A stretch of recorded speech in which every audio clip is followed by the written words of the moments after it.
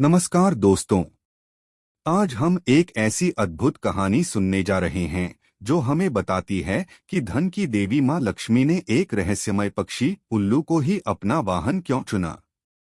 क्या आपने कभी सोचा है कि वैभव की देवी उल्लू जैसी शांत और निशाचर सवारी पर क्यों बैठती हैं?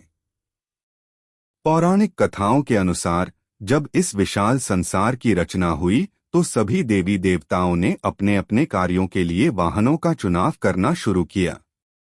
भगवान शिव ने शक्तिशाली नंदी को चुना, भगवान विष्णु ने तेज गरुड़ को और सभी ने अपनी शक्ति के अनुरूप वाहन पाए। जब धन, समृद्धि और ऐश्वर्य की देवी माता लक्ष्मी के वाहन चुनने की बारी आई तो पशु पक्षियों में मानो एक होड़ सी मच गई।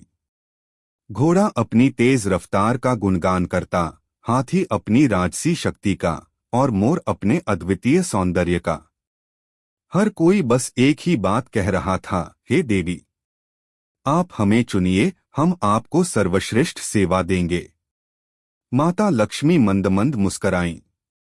उन्होंने देखा कि हर प्राणी केवल लालच और सम्मान के लिए उनके सामने खड़ा है।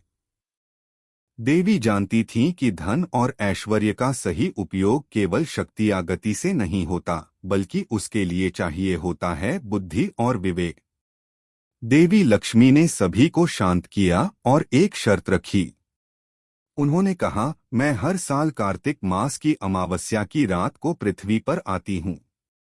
उस घने अंधेरे में जो प्राणी सबसे पहले मुझे खोजकर बिना किसी स्वार्थ के मेरी सेवा करेगा, वही मेरा वाहन बनेगा। यह सुनकर सभी पशु पक्षी उस शुभ घड़ी का इंतजार करने लगे।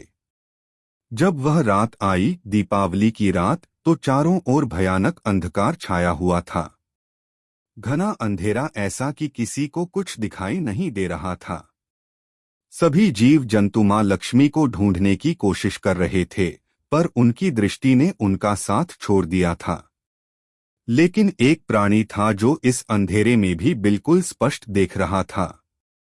वह कोई और नहीं बल्कि उल्लू था। अपनी तीव्र और पैनी दृष्टि के कारण उल्लू ने उस घने अंधकार में भी मां लक्ष्मी के दिव्य तेज को पहचान लिया। बिना एक पल गवाए उल्लू सीधे माता लक्ष्मी के पास पहुंचा, उनके चरणों में बैठा और पूरी विनम्रता से बोला, हे मां, आप सृष्टि को धन देती हैं, पर धन के साथ अक्सर अंधेरा यानी लालच और अज्ञान भी आता है।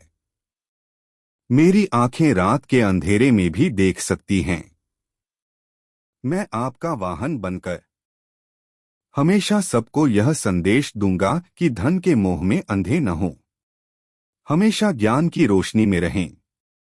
माता लक्ष्मी उल्लू की यह बात सुनकर बहुत प्रसन्न हुई। उन्होंने उल्लू को अपना वाहन स्वीकार करते हुए कहा, आज से तुम मेरे वाहन बनोगे और तुम्हारा नाम होगा उल्लूका। तुम संसार को याद दिलाओगे कि जहां मेरा वास है वहां ज्ञान और विवेक भी होना अनिवार्य है।